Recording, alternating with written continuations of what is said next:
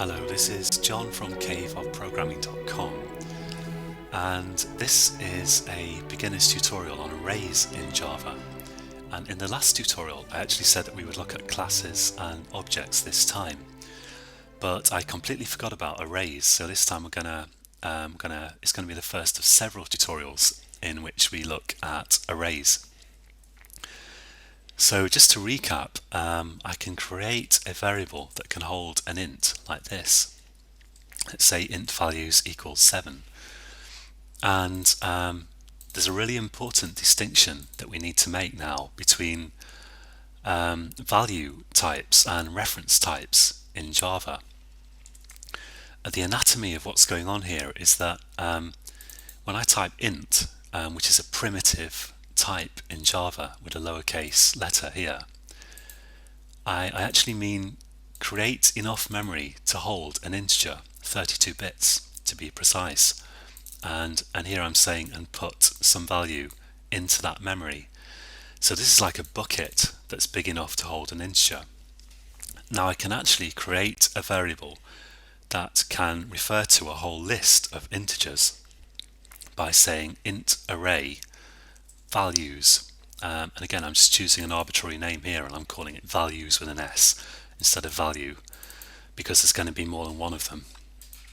But that's, I could call this nut plucker or whatever I liked. And now the anatomy of this is quite different here, because this does not actually hold any integers. It can't.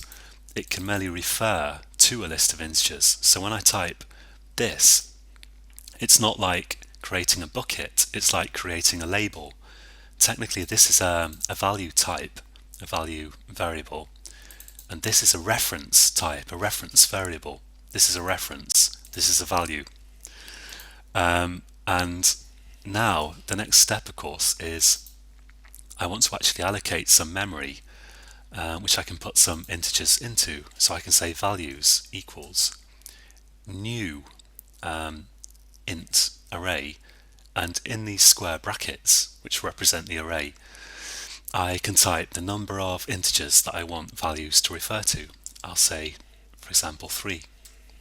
And what's going on here is I'm saying point this reference at this stuff, and this stuff uses the new keyword to actually allocate some memory, and the amount of memory that I'm allocating is enough to hold 3 integers. Now you might be wondering, okay, what are these integers, because I'm not actually referred to any values. Okay, here's a value, but where are the values here? There aren't any. Well, if I can refer to the first integer in this list of integers, this array of integers technically, by saying values, and then I open a square bracket, and Eclipse is putting the closing square bracket for me automatically, and in there I type the number in the list that I want to refer to, and the values are numbers starting at 0.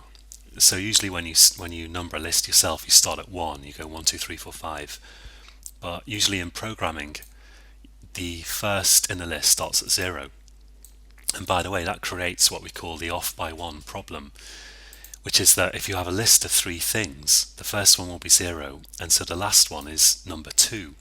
And it's the same kind of problem that we have with centuries, because the first century started at year 0, and so the 20th century starts at 1900, and every year in the 20th century starts with 19, which can be a little confusing. Same problem here.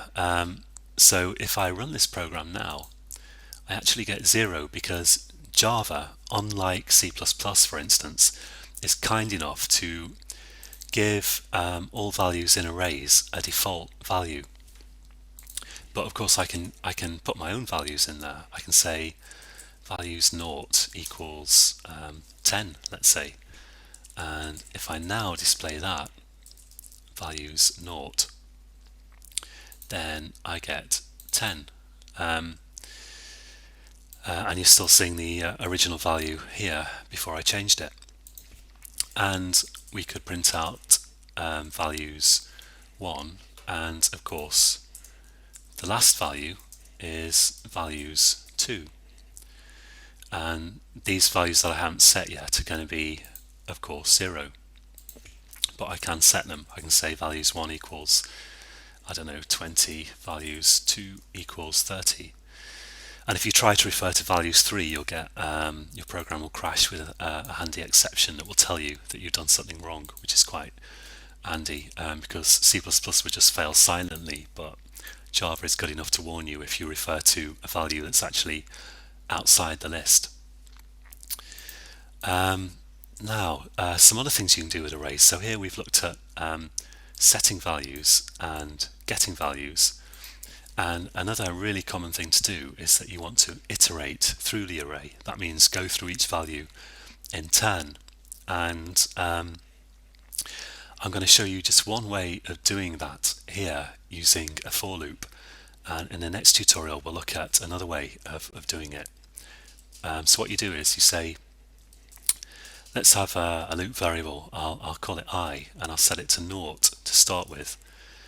And I want the loop to keep looping until I is equal to the 1 less than the last value in the array. So in Java, the size of an array can be found by referring to the .length variable. Each array knows how long it is in Java, and the number of values in the array is stored in this .length variable, and then I'll increment I every time I go around the loop. And now in here, all I have to do is say, let's say sysout values, and I'll put I in the kind of array index brackets here, and then when I run this, it's going to go through each of the values in my array in turn.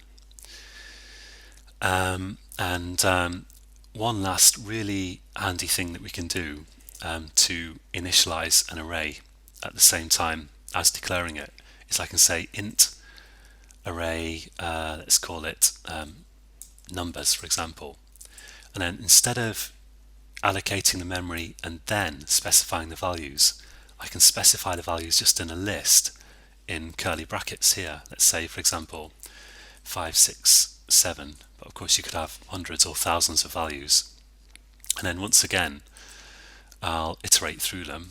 I'll say I less than numbers dot length, and notice I is never equal to numbers dot length because numbers dot length will be 3, and if I refer to numbers 3, that will be outside the array, which is no good because the last one in the array has index of 2 because we started numbering at 0. And I'll say here I plus plus again, and then I'll do sysout again, numbers, and of course you could change the numbers here as well as just accessing them if you wanted. And if I run this, we get 5, 6, 7. Okay, so we're going to look at arrays a bit more next time because it's a big subject and we've kind of covered a lot of material in this tutorial. We've looked briefly at value and reference variables and lots of array stuff, and the best thing to do to get your head around this is just to have a play with it yourself and try accessing arrays and creating arrays and changing numbers in arrays. And the next time we'll look at string arrays and another way of iterating through an array. So join me again for tutorial number 11, and until then, happy coding.